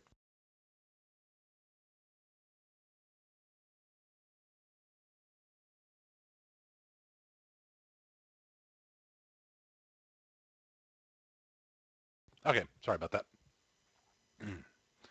So, hazardous terrain, if you force an enemy into hazardous terrain, the important bit, if you voluntarily enter hazardous terrain, you take the effects of the terrain. So if it's a pit, you fall. If it's a fire, you take damage for walking into the fire. If it's an acid pit, you take acid damage, and so on.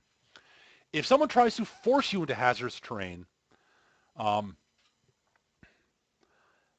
there's a chance that it will not actually succeed. You get to make a saving throw, which I'm going to explain in a moment. And if you succeed, you fall prone in the square before moving into the hazardous terrain. If you fail, you go into the hazardous terrain.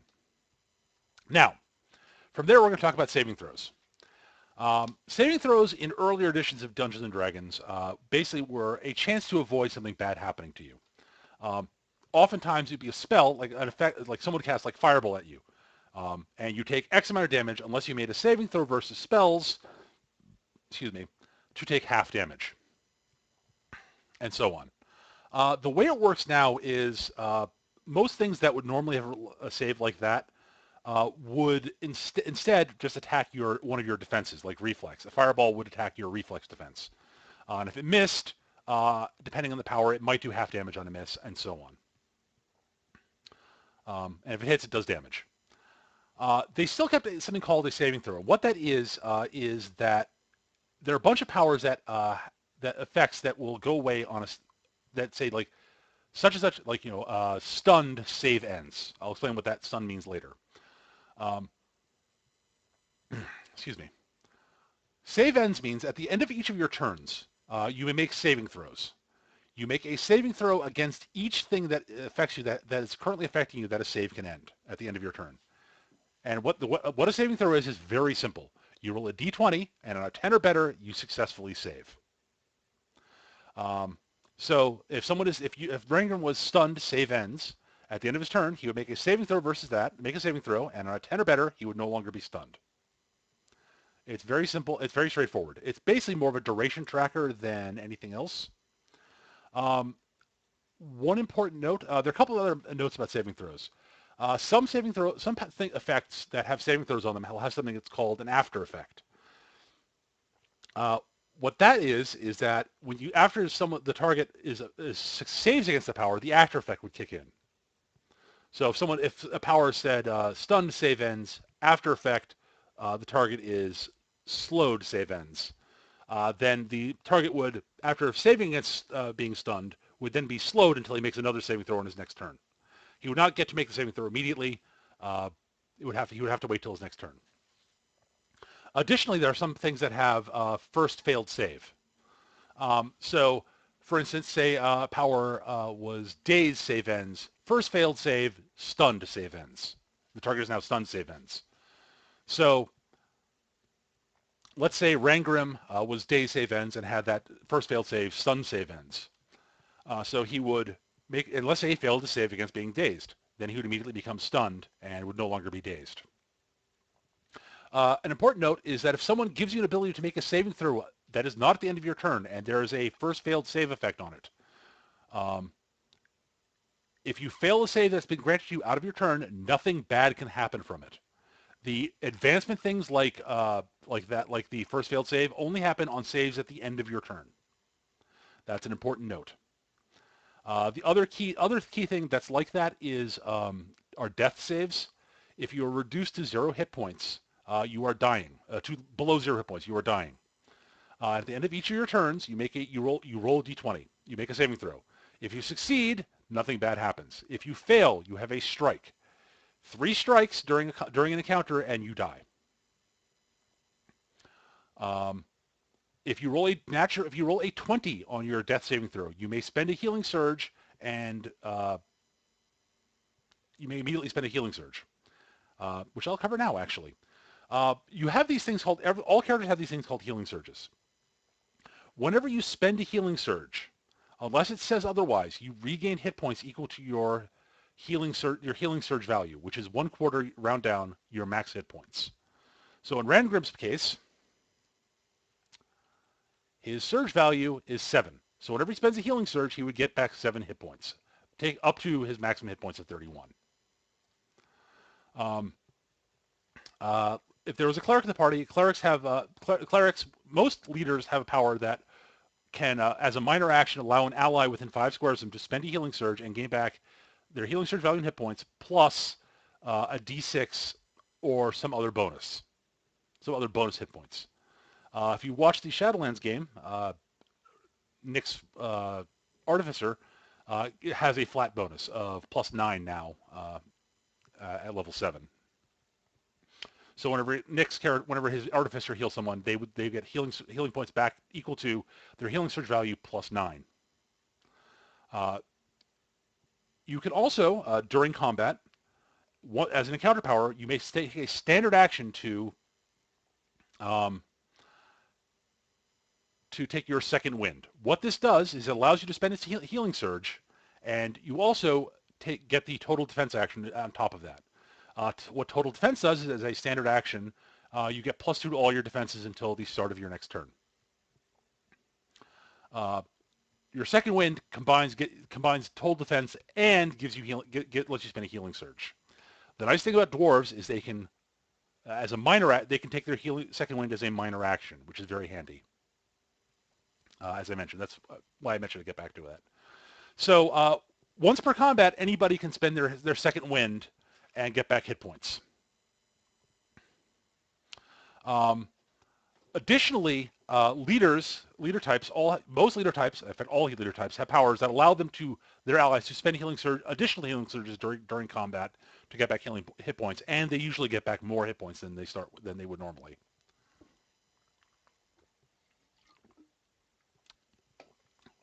Lastly, once you're out of combat, if your party takes what's called a short rest, that means basically you take 5 minutes to rest and sort of recuperate, roundabouts. All your encounter powers refresh so that you can use your encounter powers again. And you may spend healing surges freely, as many as you like, to get back hit points. So after that, I think that covers most of what you can do during a short rest. There are a bunch of things that modify things during a short rest, but the important bits is that you get back all your encounter powers and you can spend healing surges as you see fit. The last thing I want to cover, and I think this covers most of the basics of combat. I think there might be a few others here and there, but I'm going to cover the last thing I want to cover are statuses. Let me see if I can find these in here. I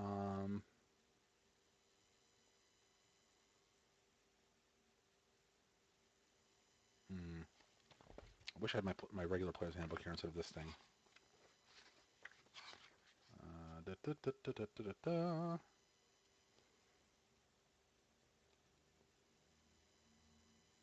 No, they're not in here. They're in the rules compendium. Damn it. Okay, which I don't have. All right, so I'll have to go through the ones and see if I forget any, I apologize. But and if I get them slightly wrong, I also apologize. But we're going to go through most of them. The first status that I want to mention is bloodied.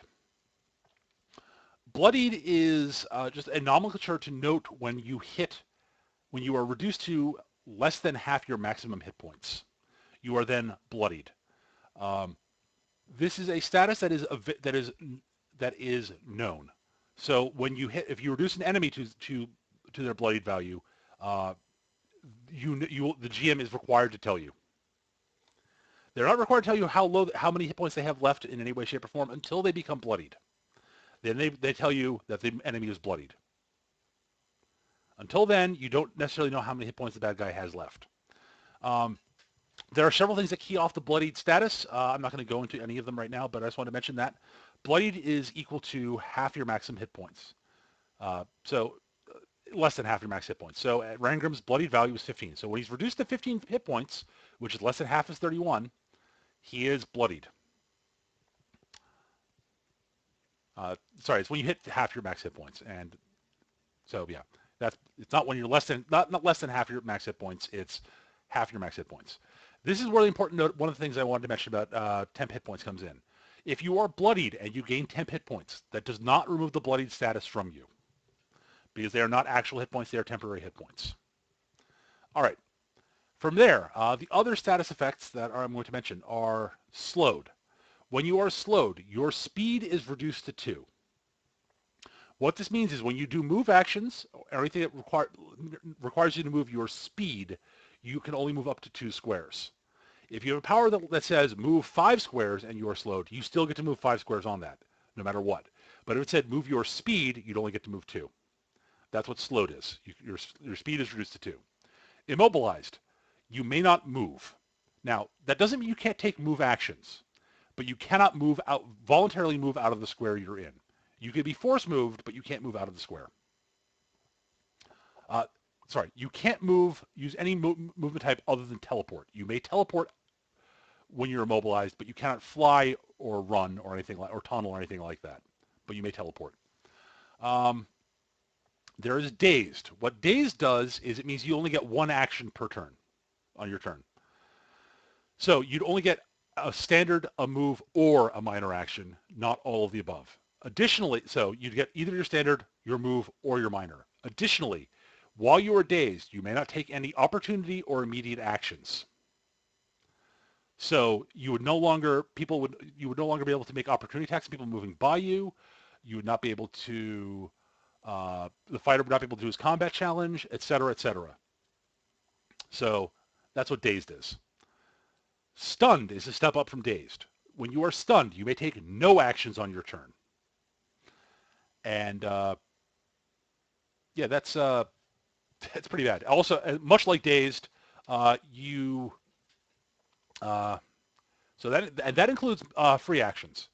Bizarrely, it does not include powers that have no action because they don't require an action. So anything that requires no action you can do, but other than that, there's nothing you can do on your turn when you are stunned. You also get no opportunity or immediate actions because, well, duh. And I just remembered what location of some of my status effect stuff. I think I've got this here. I'm right. I thought I had a quick sheet here. All right.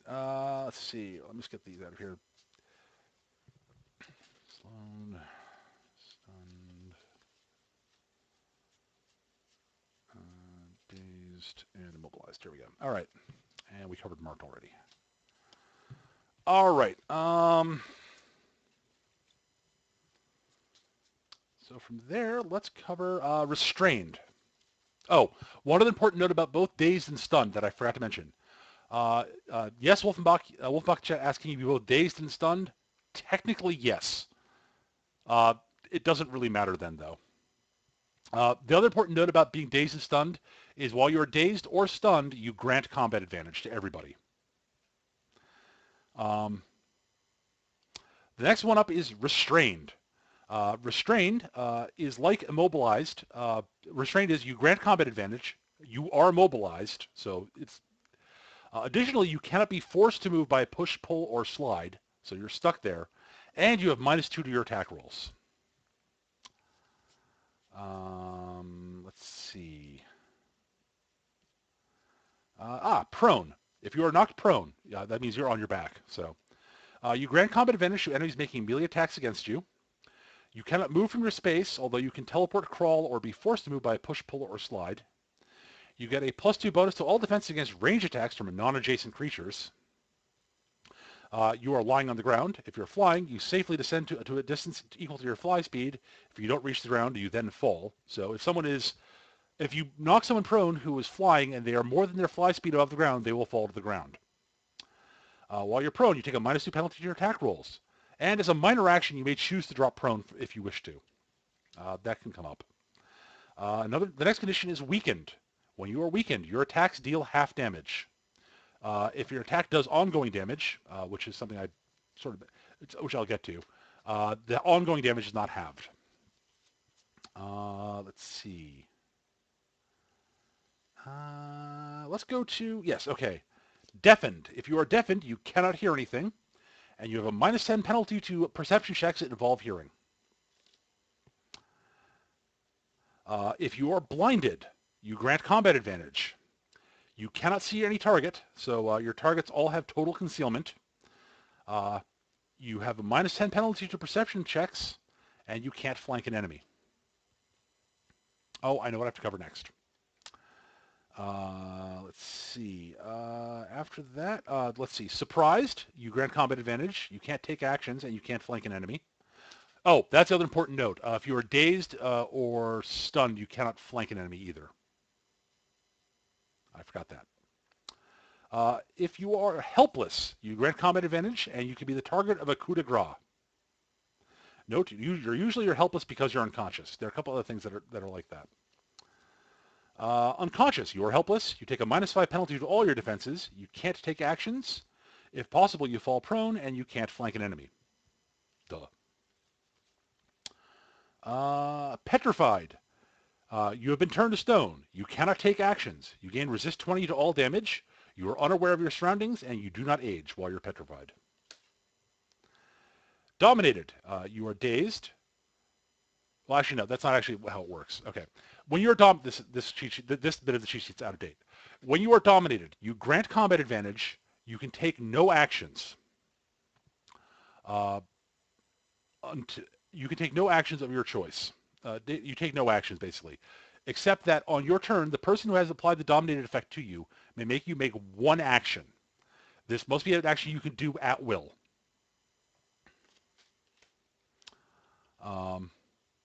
Lastly, if you are dying, you're unconscious, you're at 0 or negative hit points, and you make a death saving throw every round. That covers all these statuses. The other thing I mentioned was ongoing damage. There are some powers that cause what's called ongoing damage. If you have ongoing damage, you take the damage at the start of your turn, and of course, all ongoing damage I can't think of an example of ongoing damage that does not save ends. So you take the damage at the start of your turn, and then you would save at the end of the turn. That covers the statuses. The last thing I need to cover is the types of attack, because I almost forgot to do that.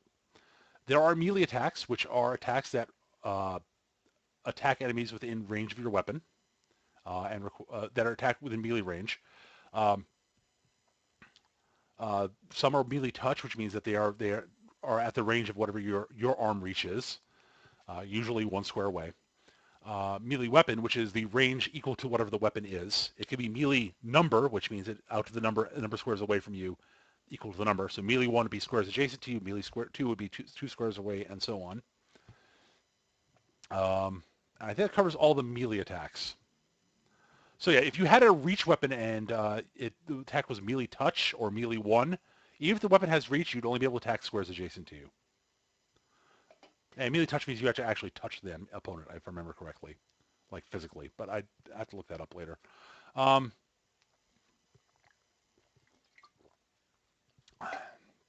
Range attacks, as I meant, are attacks that happen at range. They'll list how far away you can attack. If the range for the attack is listed as number/number, the first number is how far away you get in short range, where you have no penalty, and the second number is out to the maximum long range, where you have -2. If you make a range attack while you're in a square adjacent to an enemy, you can provoke an opportunity attack. The last powers are the area effect powers. There are 3 types. There is close burst, there is close blast, and then there is area burst. So let us talk about a close burst power. A close burst power, it will be listed as close burst number.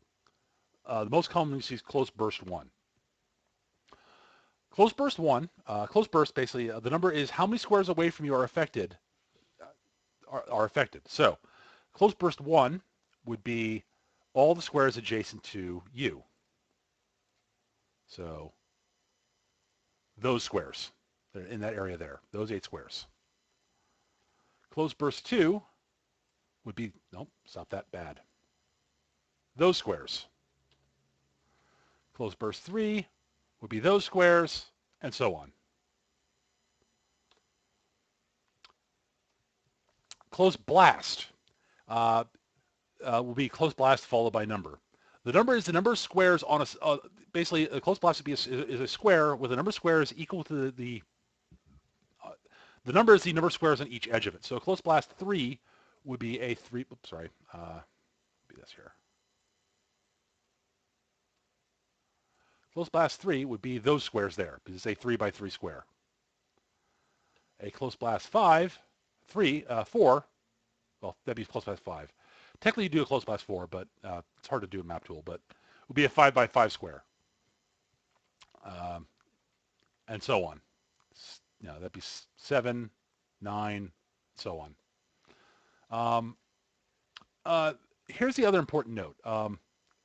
So close blast, the big close, that's all blast. All blast powers are measured that way. So whether they're close or ranged, close or just area blast. So close blast, blast 1 would be that square. 3 would be 2 would be 4 squares. 3 would be these 3 squares, 5, etc. Close blast powers must start in a square adjacent. One square of the blast must touch must touch you. So, not sorry. So that is a legal. No, sorry. Map tools are being a little bit wonky right now. Come back here. There we go. So you could do that as a close blast 3. That's legal. That's legal. That's legal. As long as one square is touching you, even if it's just corner to corner, it's a legal close blast. Area close blast. Area burst powers. I screwed that up. The only blast powers are ones that touch you. Area burst powers are like the close burst in that they're measured from the square out. So area burst 1 would be just the center square. That'd be area burst 2, area burst 3, area burst 4. Sorry, that's close blast 1. Area burst 1 would be that. That's 2, 3, 4, etc. And area burst powers will have a range listed on them. So, and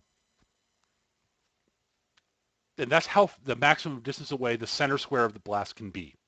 So if it's area burst 1 within 10 squares, let's say that this guy here had one, and he wanted to throw one down over here, we would check to see how far away it is. That's within 5, so it's perfectly legal. And then, boop, there we are, area burst 1 within 5. Bam, right there. Totally legal. Damn it. So that's an important note. Now, here is the next bit, and this is actually an important note. Area powers, both area burst and area blast, and blast only end up being closed. Close blast. So area burst, close blast, and close burst powers, they ignore concealment. So, it's just because you have trouble seeing them. If you drop a big area effect power in the area, just because it's hard to see them because of that, like they've got their shadows or what have you, that doesn't stop the power from happening. However, cover does give them their defense bonus. And I think that covers basically. Oh, right. The other important note is, unlike with normal attacks, when you make an area effect attack, you roll damage once, and you roll to attack each target that you're affecting with the area effect power.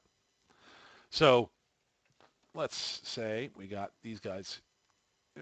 Wrong thing. There we go.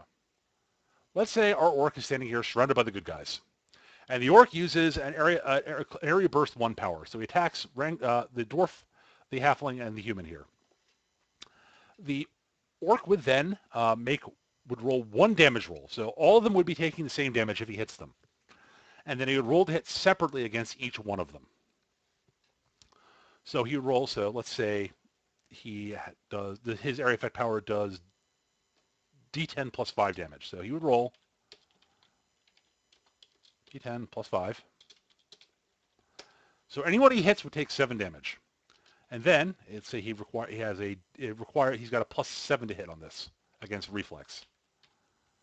So d20 plus 7. And he'd roll to hit against the halfling, 17, 18 against the human, and 17 against the dwarf, because he rolled about average. And he would compare that to whatever defense is targeting, and if it equaled or beat the defense, he would hit and they'd take 7 damage. If it didn't, it would miss and they wouldn't take the damage. So that's the important note, is that area effect powers only roll damage once, but attacks multiple times. And I think that covers... Oh, nope, I've forgotten one last thing. All right, the last thing I want to cover that's available are action points. Every player character starts with an action point.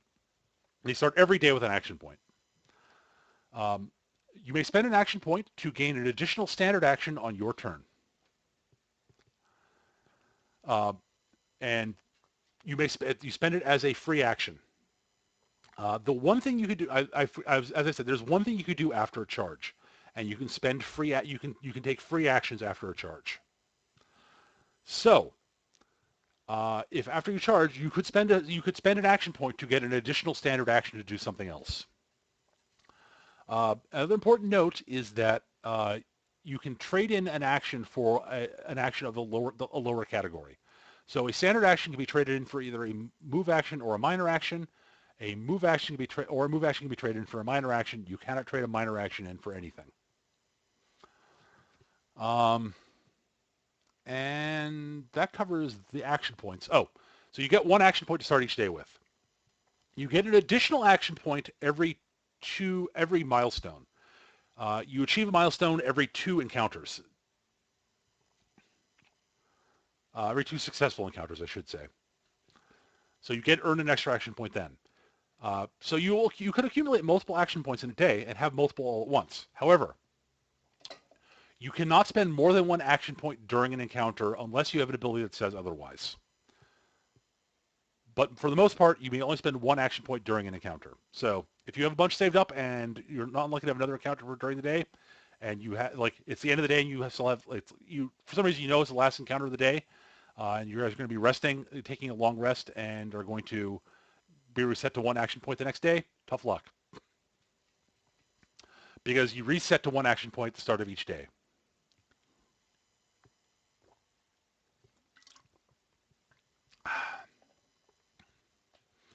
I'm trying to think if I'm forgetting anything at this point. I must be. Oh, I am. The last thing I want to cover are what are called, are other things you can do in combat. They are what are called, you can either delay or ready in action. What delaying is at the start of your turn, and you deal with any start of turn effects that happen. So you deal with those immediately. Any negative conditions that, like ongoing damage, clicks in start of your turn. If you're starting your turn in an area that says, if you start your turn here, you take damage. You take damage immediately. After that, before you do anything else, you may decide to delay, which means that you choose not to take your action immediately, and you will say when you come in after someone else has completed their turn.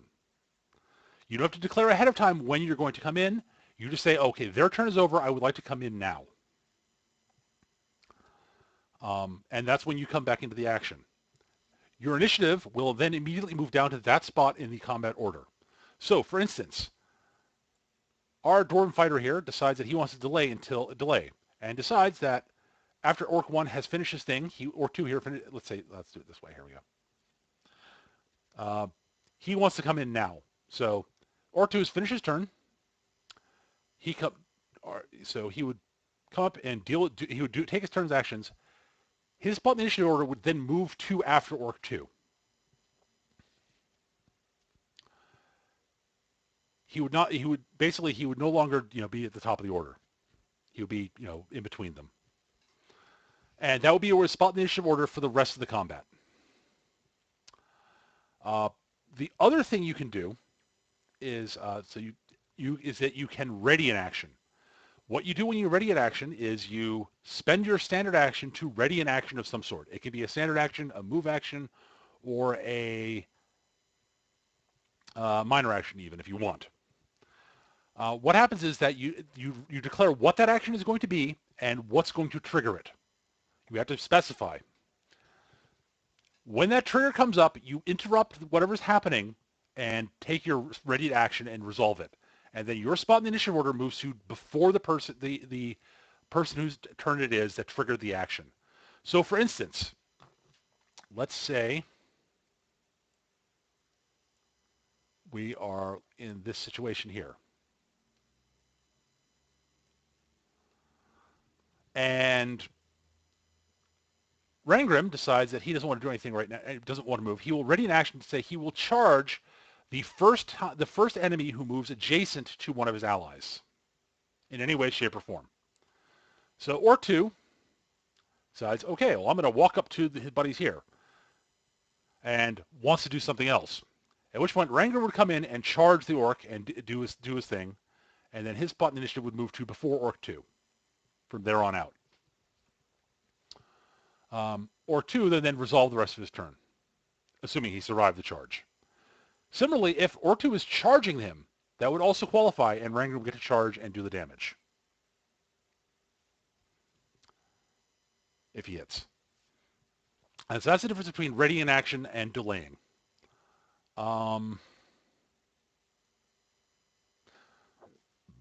Excuse me.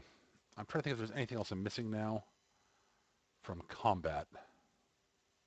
Oh, the last thing I want to mention is that there are some monsters will have things called. There are a couple of other things that exist there that are fairly basic. I want to cover. There are, yeah. I think actually that's all I'm going to cover right now. Actually, no. The last thing I'm going to cover is damage resistance and vulnerabilities. All right. So the last thing I want to mention are damage resistance and vulnerabilities. So if something has resist damage of a type, say they have resist 5 fire. Whenever they take fire damage, they would reduce that damage by 5. If say they resist fire 5, they would take 5 less damage from any source of damage that is classified as a fire damage attack. They could have resist 5 all, which means whenever anyone hits them, they just take 5 less damage. That's a pain in the ass. Similarly, there's what's called a vulnerability, which means that if they have a vulnerability, they take that much more that damage more. An important point is that the order of operations on this. Damage resistance is applied first in the order. Is applied first. Vulnerability is applied last. And there's one other thing, which is there are some effects, 2 effects basically, that reduce damage in another way. They are insubstantial and swarm. Insubstantial creatures take half damage from all sources. Swarms take half damage from everything that is not an area effect attack. Swarms take half damage from melee and range attacks. So this is why the order matters. So another important note about swarms is they have vulnerable 5 to area effect attacks. That's what I forgot. That's how I got it wrong. Okay, so for instance, let's say you attack a swarm, and you attack. So basically, swarms take half damage round down, except from ranged and melee attacks, and then have vulnerable 5 to area attacks. Here's the important kicker. If something is, let's say that a swarm has, let's say, how do I want to do this? Oh, here we go. Okay, and let's say there's an intangible creature, right? The intangible creature is vulnerable to, let's say it's a ghost, and it's vulnerable to radiant damage. Uh, so you hit it with a radiant attack. It would have the damage of that, and then it would take 5 more damage because it's vulnerable. You do not apply the vulnerability before the insubstantial, you apply it after. Um, Similarly, resistances apply first. So if it had resist 5 necrotic, if you were hit the ghost with a necrotic attack, you reduce the damage by 5 and then have the damage.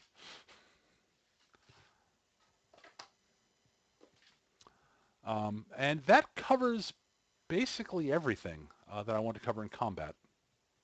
So as I said, the order of operations matters. Similarly, same thing with swarms. If they're resistant to a damage type and it's a melee or ranged attack, they resist it and then have it, and so on. There are a couple other things that come up in combat, but they are, I don't think I want to go into them right now. I've been going on for a good long while, actually. I think this covers most of the basics of combat. The last thing I want to touch on a little bit are what are basically what are called skill challenges and skills. As I mentioned before, skills tend to have very broad focus. Let's go back to the character builder here and go to the skill page. You'll notice that basically every skill lists a bunch of different things you can use it for. These do not cover everything that you can do, but they cover most of the stuff that you can do with the skill. And they tell you basically how hard they are and such. The important note is basically the way skills work is when you attempt to use a skill for something, the Game Master will set a difficulty class for it, a DC. There are some things that have standard difficulty classes. He won't tell you what the DC is ahead of time necessarily. He might, depending on the situation. But so you make your skill check. You roll a d20, add your total skill modifier, which is the stuff on this after you add everything together, and that's the total skill result. If you equal or exceed the DC, you succeed. If you roll less than the DC, you fail. Simple as that. There is a type of encounter that is not a combat encounter that they introduced in 4th edition called a skill challenge. There are lots of, I'm not going to go into the actual mechanical details of it per se. I'm going to just touch on the main rough framework, which is that basically a skill challenge is an organized series of skill checks to try to accomplish a skill, basically a scene. And usually there are a bunch of skills the GM is expecting people to be using and skills that he's expecting people not to be using. Now,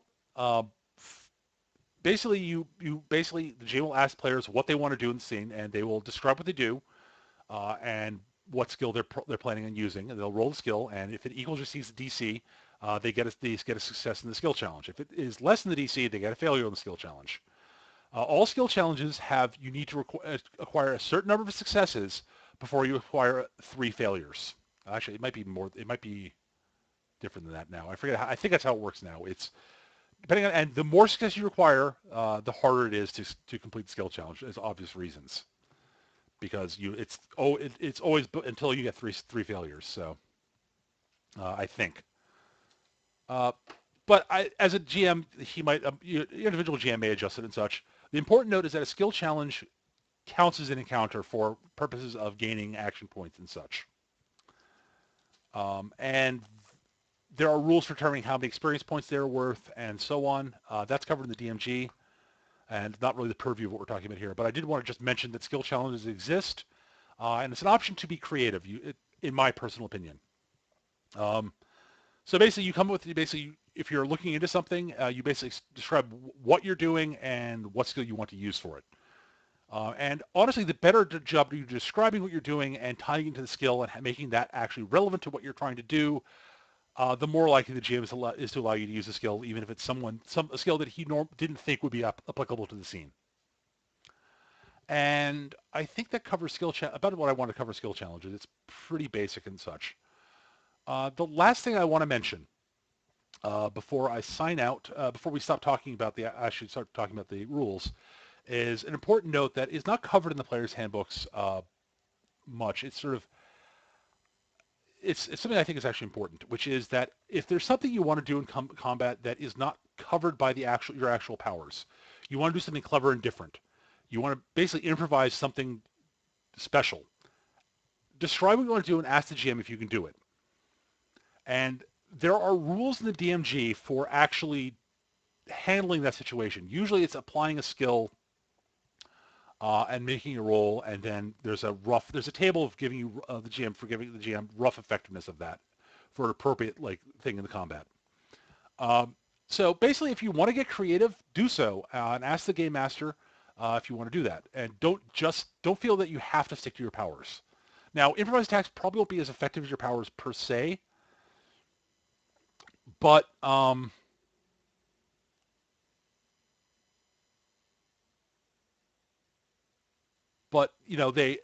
they're there for doing things that are creative and different. Um, I want to touch on one specific improvised thing that doesn't show up in. There are a lot of things that showed up in earlier editions of Dungeons and Dragons, which people sort of lamented not existing, like trips and disarms. And the reason is most of the things that are either would be a trip are generally baked into the powers for various classes and involve knocking the enemy prone. And disarms, they don't really include them because they didn't include the rules for that because in general, if the monster uses a weapon, if you disarm them, you've basically won the fight. So you really can make the disarm sort of as part of and cinematically that actually is generally fairly appropriate. Uh, if you disarm them, you really generally make that the sort of final blow you strike in combat. So when you, quote, kill them, reducing to 0 hit points, instead of killing them, you can say you just disarmed them. Or you can if you do kill them, you can say you disarm them and then kill them, and so on. Um, there are a couple powers that I think do disarm people. So, but at any rate, in general, I wouldn't recommend trying to make a disarm use that as a what's my cheeky improvised attack. It's a little bit beyond the purview of improvised attacks. Trips you could do as an improvised attack, or not pushing someone, knock them prone and such. Uh, my other recommendation for the improvised actions is don't do the same thing over and over again. Um, it's sort of one of those things that's if I remember correctly, it's actually discouraged in the rules in the DMG for it. Uh, Basically, if it's something you're going to do consistently in combat, it really should be a power, uh, and not something you're improvising. Because you're no longer really improvising; it's just sort of something you're going along and doing it over and over again. And I guess you could work with the GM to create a custom power for your character that would fit in, that would replace one of your normal encounter powers or at will powers or what have you, as long as it's sort of in the right power level for those powers within your class.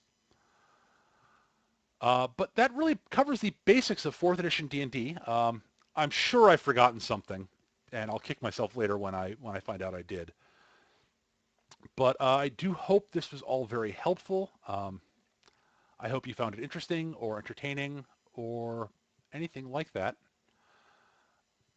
Other than that, I think that's going to cover everything. That's going to be it for today. I hope you all found this useful. I can't think of anything else I want to say on the basics of D&D 4th edition. So that's it for today. I hope you enjoyed Surly Grognards Supplemental. This is Peter Bowman. If you want to look me up, you can find me on Twitter at MechaGM. You can also find me on Facebook and Google Plus at Peter Bowman. Well, not at Peter Bowman. Peter Bowman on both Facebook and Google Plus. Surly Grognards, the actual proper show, which I record with my friend Eric Carlson, we record every Tuesday night at 7 p.m. Eastern Standard Time here on this stream right here, which is twitch.tv/mechagm. You can find the recordings of this episode of Surly Grognards or earlier episodes of Surly Grognards and a bunch of recorded D&D sessions on my blog, which is mechagm.blogspot.com, or on my blip page, which is blip.tv/mechagm. Other than that, if you have any questions or feedback or anything like that, you can always email us at surlygrognards@yahoo.com. That's surlygrognards@yahoo.com. And I think that really covers everything for today. I hope everybody enjoyed this. It was definitely an interesting experience for me. And my voice is beginning to wear out a little bit, so because I've been talking a lot straight for a long while. but it's definitely an interesting experience. I'm not sure I did this as well as I hoped I would, but I hope it was at least useful to all of you. So thank you everybody for listening. I hope you, for the live audience, hope you enjoyed while you're listening live. For everybody listening to the recording, I hope you enjoyed it. And again, if you have any questions, feel free to hit us up at our email address. And that's it for now, guys. Take care, guys, and happy gaming.